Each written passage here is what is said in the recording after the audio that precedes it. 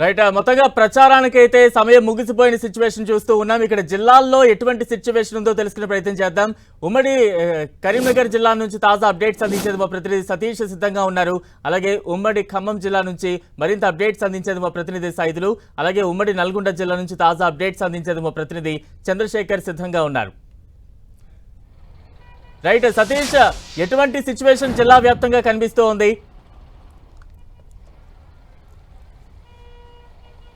వారం రోజుల పాటు మున్సిపల్ ప్రచారాన్ని హోరెత్తించారు. ప్రధాన పార్టీ అంతా కూడా నువ్వా నేనన్నట్లుగా ప్రచారం కొనసాగిస్తాయి. ఈసారి అధికార మార్పిడి జరిగిన తర్వాత జరుగుతున్న ఎన్నికల నేపథ్యంలో అధికార కాంగ్రెస్ పార్టీ మెజార్టీ స్థానాలను కైవసం చేసుకునేందుకు ముమ్మర ప్రచారాన్ని కొనసాగించడం జరిగింది. సీఎం రేవంత్ రెడ్డితో పాటు ఆ పార్టీకి సంబంధించిన మంత్రులు ఎమ్మెల్యే అంతా కూడా మున్సిపల్ కావచ్చు, కార్పొరేషన్ కావచ్చు, ఇవన్నీ గెలుచుకునేందుకు పక్కా ప్రణాళికగా వ్యూహాత్మకంగా ముందుకు వెళ్ళడం జరుగుతుంది. ఇటు ఉమ్మడి కరీంనగర్ జిల్లాలో 2 కార్పొరేషన్లతో పాటు 13 మున్సిపాలిటీలు ఉన్నాయి.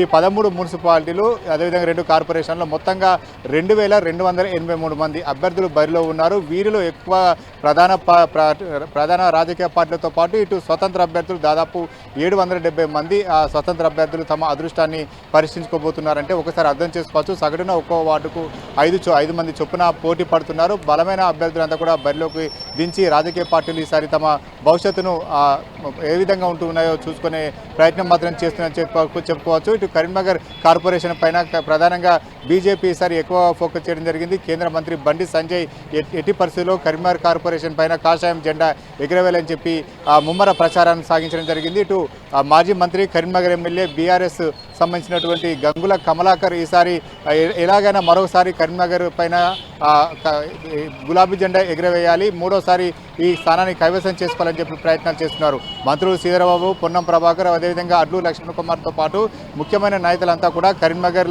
కాంగ్రెస్ తరఫున ప్రచారం కొనసాగించారు. ఎంఐఎం కూడా ఈసారి మెజార్టీ స్థానాలను గెలుచుకునేందుకు ఎంఐఎం కూడా 6 నుంచి 8 స్థానాల్లో ఫోకస్ చేయడం జరిగింది. మొత్తానికి కరీంనగర్ పైన చాలా అందరి దృష్టి మాత్రం కరీంనగర్ పైన ఉందని చెప్పుకోవచ్చు. ప్రధానంగా ఇటు రామగుండం కార్పొరేషన్లో కూడా మెజార్టీ స్థానాలను కాంగ్రెస్ కైవసం చేసుకునేందుకు పావులు కలుపుతున్న పరిస్థితి అయితే కనిపిస్తుంది. మొత్తానికి ఇటు ప్రధాన రాజకీయ పార్టీలన్నీ కూడా ఈసారి అభ్యర్థుల తరపున ముమ్మర ప్రచారాన్ని కొనసాగించడం జరిగింది. ఇటు అభ్యర్థుల గెలుపోవటంలో ఏ రకంగా ఉంటాయో ఒక అంచనా మాత్రం ప్రస్తుతం అయితే వేసుకుంటున్న పరిస్థితి.